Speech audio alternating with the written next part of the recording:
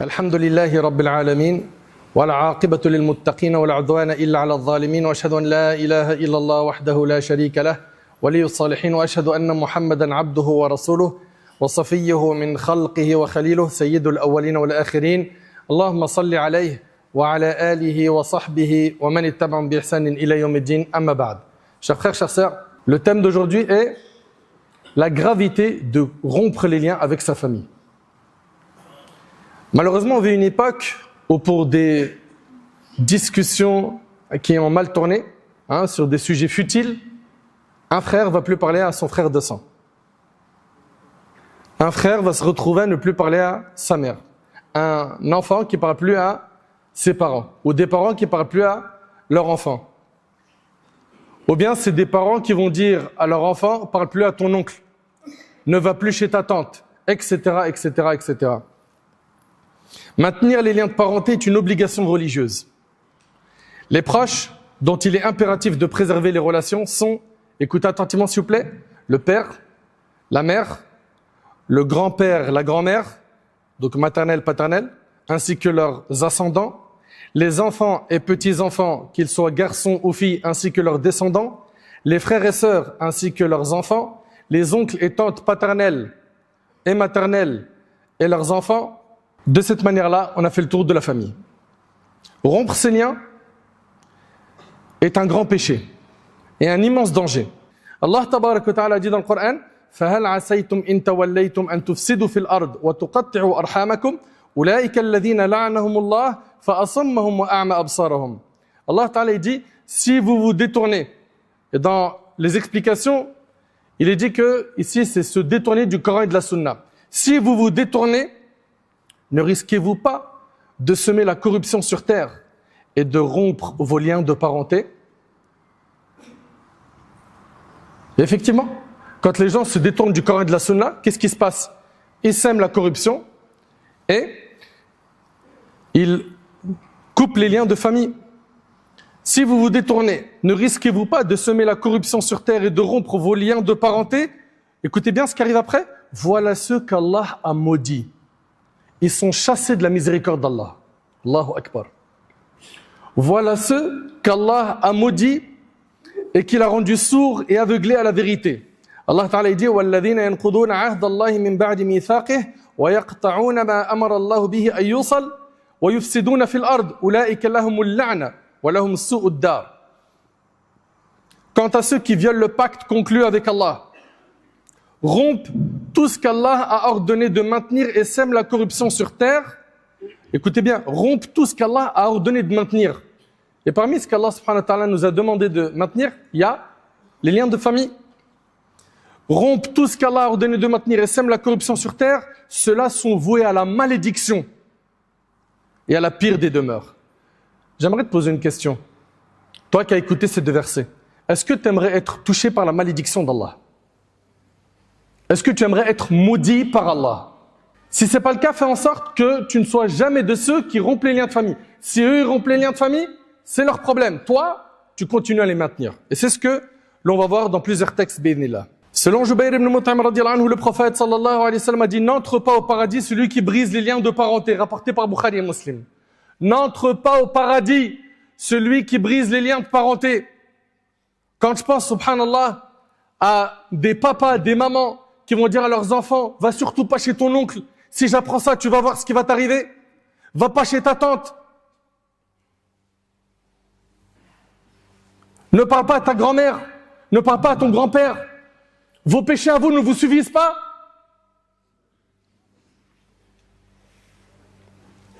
Nous, normalement, en tant que musulmans, on doit être quoi? Des médiateurs. On va appeler à la réconciliation, à la ukhuwa, à l'entente, la fraternité, l'amour, la mahabba. Non. Il y en a malheureusement qui détruisent les liens de famille. Lui, il a un litige avec son frère ou avec sa sœur, il dit à son fils ou à sa fille: toi aussi, tu ne lui parles plus, tu le visites plus. Et attention, si j'apprends que tu lui parles, tu vas voir ce qui va t'arriver. Inna lillahi wa inna ilayhi raji'un. Ils ordonnent la désobéissance, ils ordonnent à leurs enfants les grands péchés. Quel type de musulman vous êtes? Et selon Abu Bakr, radiyallahu anhu, le prophète sallallahu alayhi wa sallam a dit, il n'y a pas de péché qui mérite le plus qu'Allah avance le châtiment dans ce bas monde pour celui qui le commet avec ce qui lui réserve dans l'autre monde que l'oppression et la rupture des liens de parenté rapportés par Tirmidhi. C'est-à-dire quoi? C'est-à-dire que celui qui rompt les liens de famille, il fait partie de ceux à qui Allah va accélérer son châtiment sur terre, sans compter ce qui l'attend le jour du jugement. Tu vas payer très cher la facture de ton vivant. Crois pas que tu vas t'en sortir comme ça. Et je sais tout de suite ce qui traverse l'esprit de certains. Ah mais mon frère, toi tu sais pas ce que moi j'ai vécu, mais c'est ce que tout le monde dit. Tout le monde dit la même chose. Et on va voir que dans notre religion, il nous est demandé de maintenir les liens avec ceux qui ont rompu les liens avec nous. C'est pas dans un texte, pas dans deux textes, dans plusieurs textes de notre religion. Ce ne sont pas mes paroles.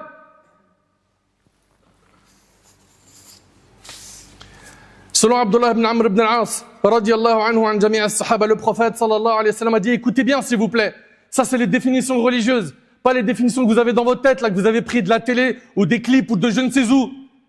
Ça c'est les définitions religieuses. Le prophète sallallahu alayhi wa sallam a dit, celui qui respecte les liens de la parenté n'est pas celui qui rend le bien par le bien, mais c'est celui qui continue à respecter ses liens quand même ses proches les rompent.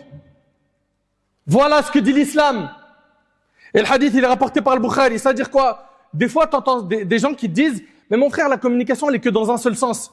Il n'y a que moi qui l'appelle, il n'y a que moi qui prend des nouvelles, il n'y a que moi qui va le visiter. Lui, il ne le fait pas. » Le prophète sallam a dit « Celui qui maintient ses liens de famille n'est pas celui qui rend le bien par le bien.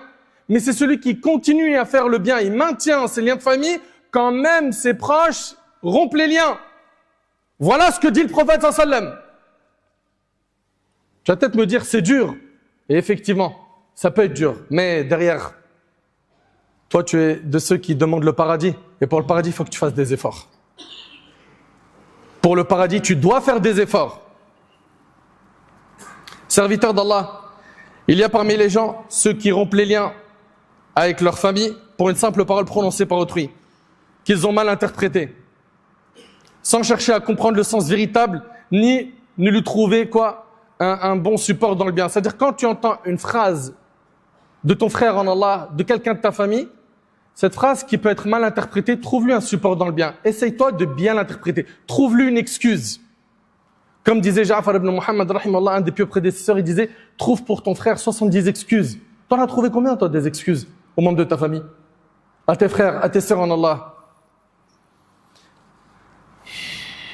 D'autres coupent les liens de famille pour des raisons purement matérielles et ne laissent aucune place à la tolérance, au pardon et à l'indulgence.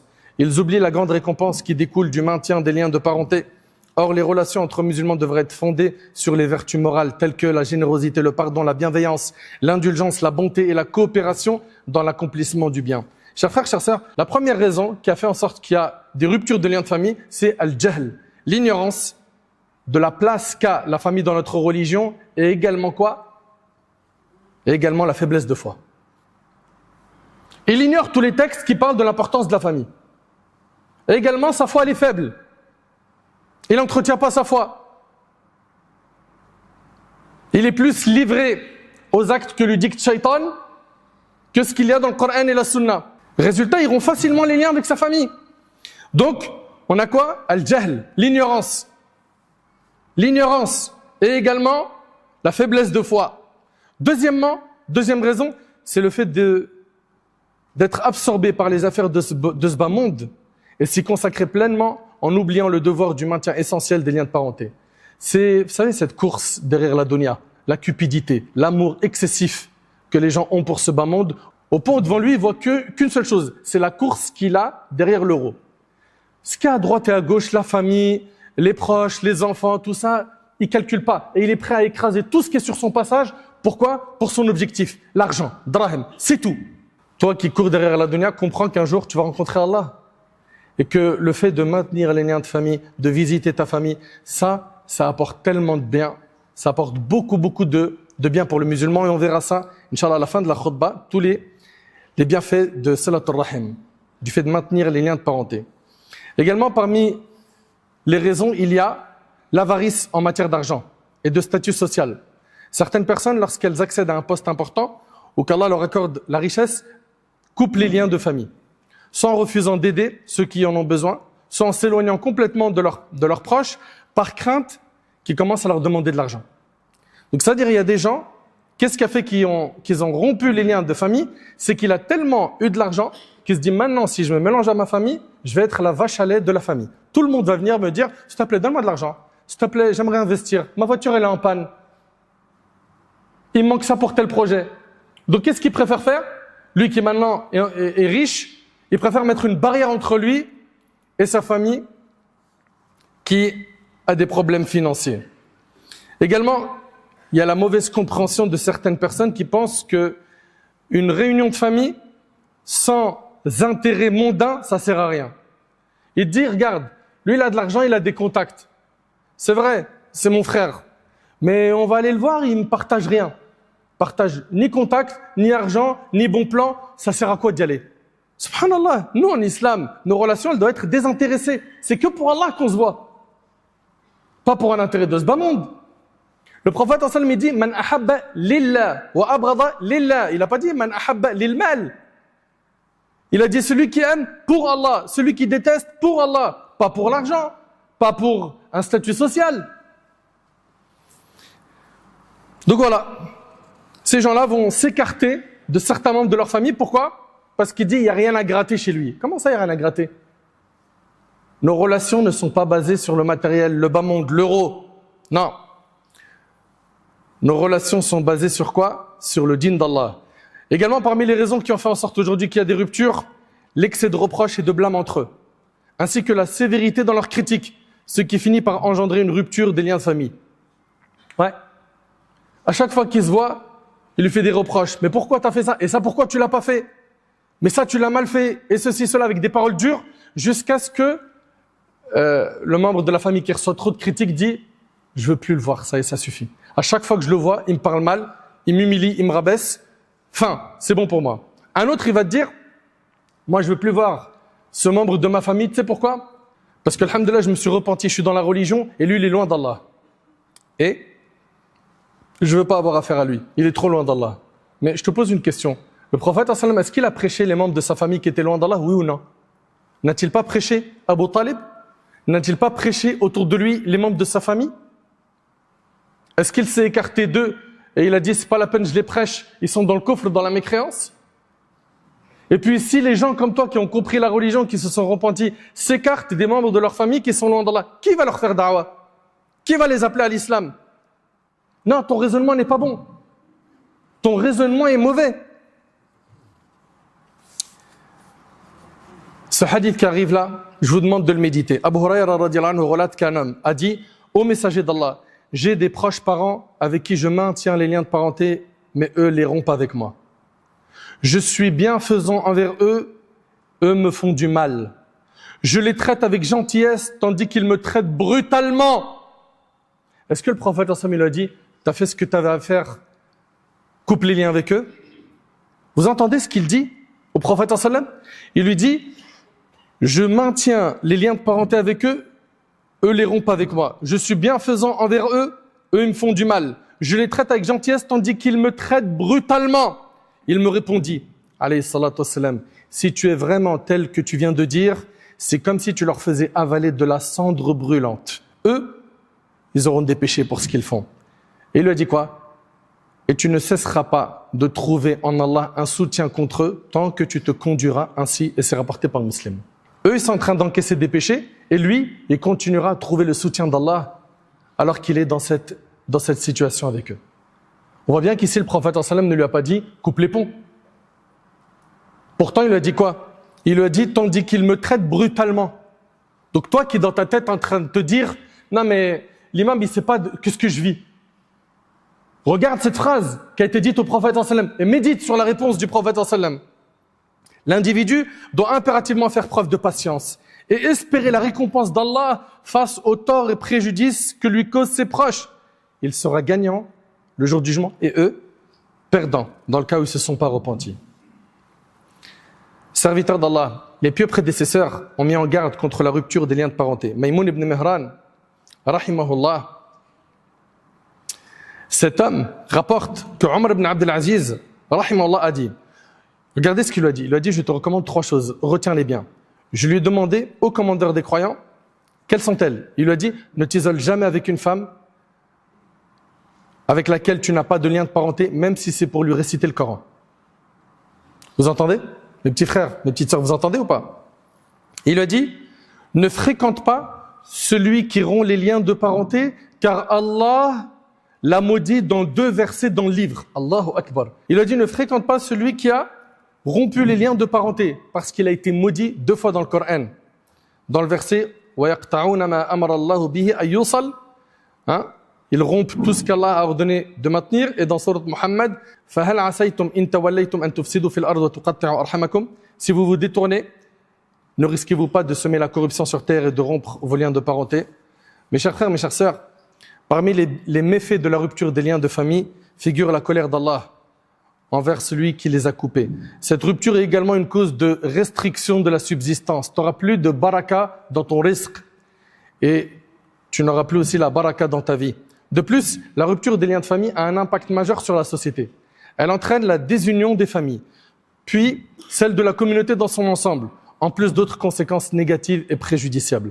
Qu'est-ce que tu vas gagner avec Salatul Rahim, avec le fait de maintenir les liens de famille, avec le fait de les appeler, de prendre de leurs nouvelles, de les visiter, de les épauler, de les soutenir, d'être à leur côté quand ils sont dans le besoin?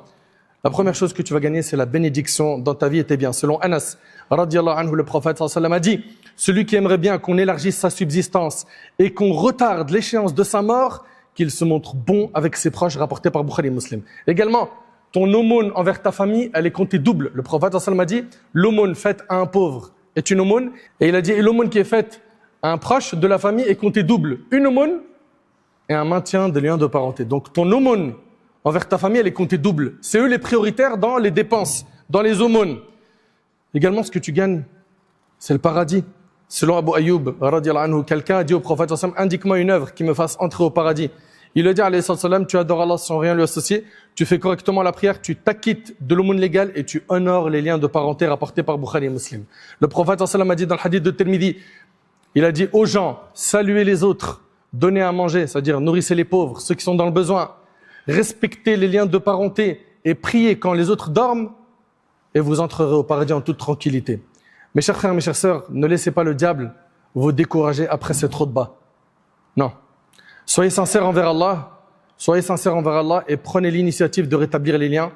Vous y trouverez le bien et le succès. Cherchez refuge auprès d'Allah contre Satan, contre les tentations de l'âme. Faites de ce jour un jour de réconciliation et de retrouvailles. Un jour de pardon et d'accolade. Un jour où se répandra le parfum de l'affection et des bonnes mœurs. Aujourd'hui, pas demain, aujourd'hui, réparez tout avec vos proches pour Allah subhanahu wa ta'ala. Car la récompense qui vous attend est immense. La récompense d'Allah, c'est le paradis. J'implore Allah subhanahu wa ta'ala de nous accorder une bonne compréhension de sa religion. J'implore Allah subhanahu wa ta'ala de nous pardonner nos manquements. J'implore Allah subhanahu wa ta'ala de faire de nous des pieux, de faire de nous des gens sincères.